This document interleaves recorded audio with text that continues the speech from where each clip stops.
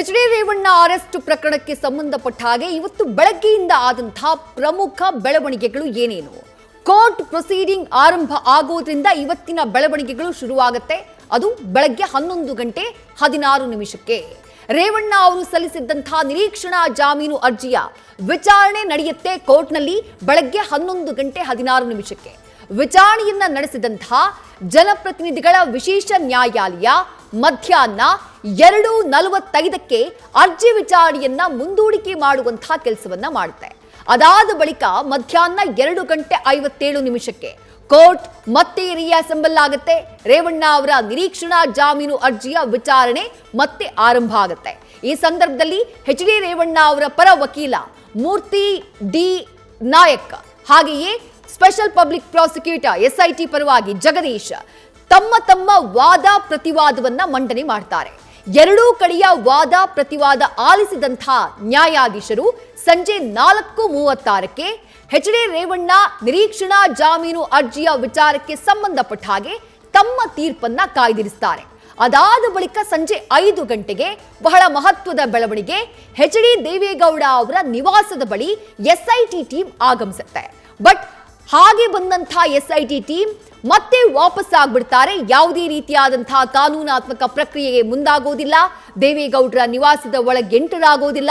ಮನೆಯ ಸಮೀಪ ಬಂದವರು ವಾಪಸ್ ಹೋಗ್ಬಿಡ್ತಾರೆ. ಅದಾದಂತಹ ನಂತರದಲ್ಲಿ ಸಂಜೆ 5:20 ಬಹಳ ಮಹತ್ವದ ಬೆಳವಣಿಗೆ ನಡೆಯುತ್ತೆ. ಈ ಕಿಡ್ನಾಪ್ ಕೇಸ್ಗೆ ಸಂಬಂಧಪಟ್ಟ ಹಾಗೆ ಮೈಸೂರು ಜಿಲ್ಲೆಯ ಹುಣಸೂರಿನ ಕಾಳೇನಹಳ್ಳಿಯಲ್ಲಿ ಈ ಕಿಡ್ನಾಪ್ ಪ್ರಕರಣದ ಸಂತ್ರಸ್ತೆಯ ರಕ್ಷಣೆಯನ್ನ ಮಾಡ್ತಾರೆ SITಯ ಅಧಿಕಾರಿಗಳು KR ನಗರ ಪೊಲೀಸರ ಸಹಾಯದಿಂದ.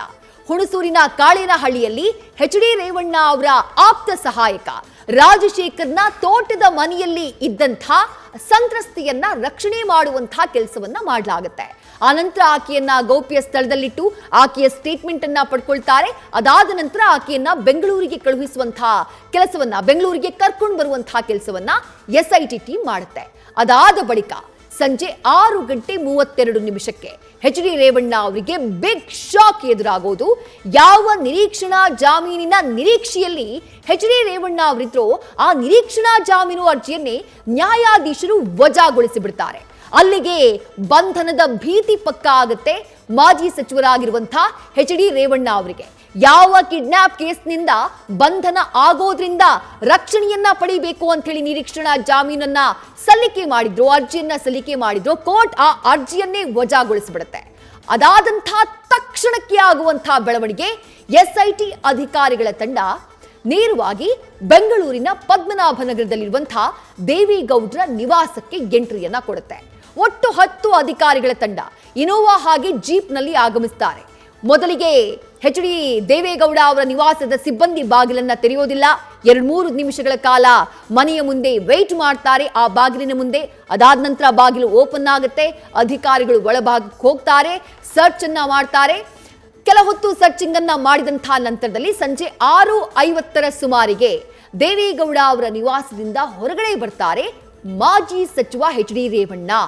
ಈ ಪ್ರಕರಣ ಇಷ್ಟೊಂದು ತೀವ್ರ ಸ್ವರೂಪ ಪಡ್ಕೊಳ್ತಾ ಇದ್ದ ಹಾಗೆ ಎಚ್.ಡಿ. ರೇವಣ್ಣ ತಮ್ಮ ತಂದೆ ಮಾಜಿ ಪ್ರಧಾನಿ ದೇವೇಗೌಡರ ನಿವಾಸದಲ್ಲಿ ಆಶ್ರಯವನ್ನ ಪಡೆದಿದ್ರು. ಆ ಖಚಿತ ಮಾಹಿತಿ ಇದ್ದಂತಹ ಕಾರಣಕ್ಕೆ SIT ಟೀಮ್ ಅವರನ್ನ ವಶಕ್ಕೆ ಪಡೆಯೋಕೆ ದೇವೇಗೌಡರ ನಿವಾಸದ ಬಳಿ ಹೋಗಿತ್ತು. 6:50 ಸರಿಯಾಗಿ ದೇವೇಗೌಡರ ಮನೆಯಿಂದ ಮಾಜಿ ಸಚಿವ ಎಚ್.ಡಿ. ರೇವಣ್ಣ ಹೊರಗಡೆ ಬರ್ತಾರೆ. ಅವರು ಹೊರಗಡೆ ಬರ್ತಾ ಇದ್ದ ಹಾಗೆ SIT ಅಧಿಕಾರಿಗಳು ಅವರನ್ನ ವಶಕ್ಕೆ ಪಡಿತಾರೆ. ಅವರನ್ನ ನೇರವಾಗಿ CID ಕಚೇರಿಗೆ ಕರ್ಕೊಂಡು ಹೋಗ್ತಾರೆ. ರಾತ್ರಿ 7:32 ಸರಿಯಾಗಿ ವಶಕ್ಕೆ ಪಡೆದಂತಹ ಎಚ್.ಡಿ. ರೇವಣ್ಣ ಅವರನ್ನ CID ಕಚೇರಿಗೆ ಕರ್ಕೊಂಡು ಬರುತ್ತೆ SITಯ ಟೀಮ್. ಅದಾದ ನಂತರ ಮುಂದಿನ ಕಾನೂನಾತ್ಮಕ ಪ್ರಕ್ರಿಯೆಗಳು ಆರಂಭ ಆಗುತ್ತೆ. ರಾತ್ರಿ 8 ಗಂಟೆಗೆ ಸರಿಯಾಗಿ ರೇವಣ್ಣ ಅವರ ಬಂಧನ ಪ್ರೊಸೀಜರ್, ಅರೆಸ್ಟ್ ಪ್ರೊಸೀಜರ್ ಏನಿದೆ ಅದನ್ನ ಕಂಪ್ಲೀಟ್ ಮಾಡ್ತಾರೆ SIT ಅಧಿಕಾರಿಗಳು. ಅಧಿಕೃತವಾಗಿ ಮಾಜಿ ಸಚಿವ ಎಚ್.ಡಿ. ರೇವಣ್ಣ ಅವರನ್ನ ಅರೆಸ್ಟ್ ಮಾಡ್ತಾರೆ.